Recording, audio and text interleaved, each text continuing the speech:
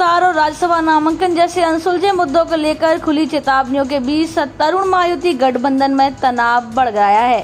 महाराष्ट्र के उप मुख्यमंत्री अजय पवार की पत्नी सुनेत्रा पवार को डायरेक्ट राज्यसभा सीट के लिए मनोनीत किए जाने पर राष्ट्रवादी कांग्रेस पार्टी एनसीपी में असंतोष की खबरें सामने आई हैं। इस कदम से एनसीपी में असंतोष बढ़ गया है।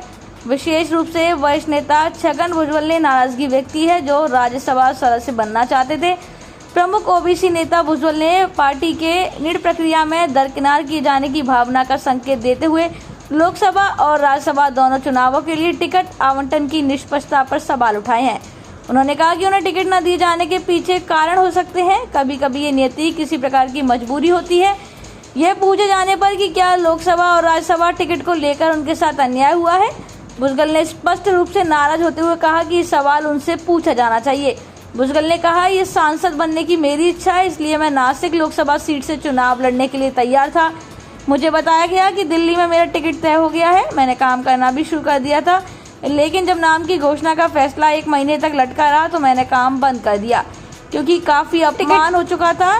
नासिक से टिकट अंततः शिवसेना के हेमंत गोडसे को मिला। चुनाव में प्रतिद्वंदी शिवसेना यूवीटी के राजा भावसार ऐसे हार गए। अजित पवार ने शुक्रवार को अपनी पार्टी में स्पष्ट असंतोष को कम करने का प्रयास भी किया और कहा कि राज्यसभा उपचुनाव के लिए उनकी पत्नी को उम्मीदवार बनाने का निर्णय एनसीपी के शीर्ष इकाई ने लिया है। उन्होंने इस खबरों का खंडन किया कि भुजबल नाराज है। एनसीपी अध्यक्ष ने कहा कि पार्टी के सहयोगी ने खुद बताया है कि वो नाराज नहीं है। अजीत पवार ने कहा, विपक्ष समेत कुछ लोग और हमारे करीबी दोस्त ऐसी खबर फैला रहे हैं, लेकिन इसमें कोई भी सच्चाई नहीं है।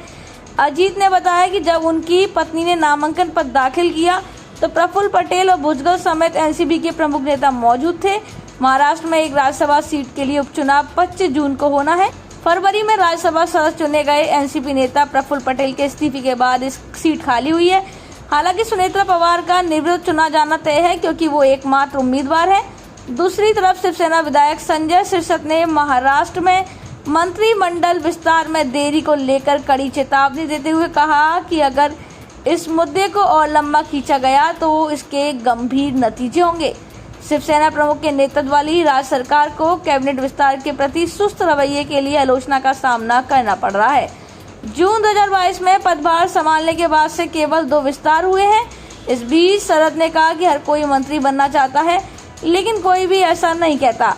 आप इसे लंबे समय तक नहीं खींच सकते। ठोस निर्णय लेने का समय आ गया है। अगर मंत्रिमंडल विस्तार में और देरी हुई तो नतीजे बुरे होंगे।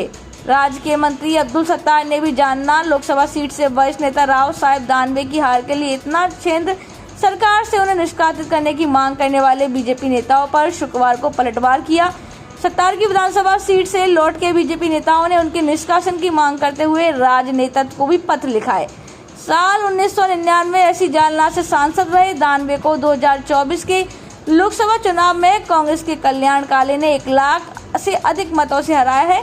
सत्तार ने उन बीजेपी नेताओं पर कटाक्ष करते हुए कहा, अगर दानवे जीते तो वे सारा श्रेय लेते, लेकिन जब हार गए तो वो मुझे दोष दे रहे हैं।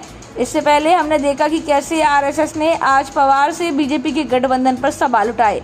एकनाथ शिंदे ने भी बीते दिनों लोकसभा चुनाव में हार के लिए 400 पार के नारे को दोष दिया था। कहा गया कि अजीत पवार भी मोदी कैबिनेट में कोई अच्छा पद नहीं मिलने पर नाराज है। खैर, खुलकर कोई भी कुछ नहीं कह रहा है, लेकिन आने वाले कुछ महीनों में राज्य में विधानसभा चुनाव होने वाले हैं। ऐसे में डीके दलों में फूट की संभावना बढ़ती जा रही है।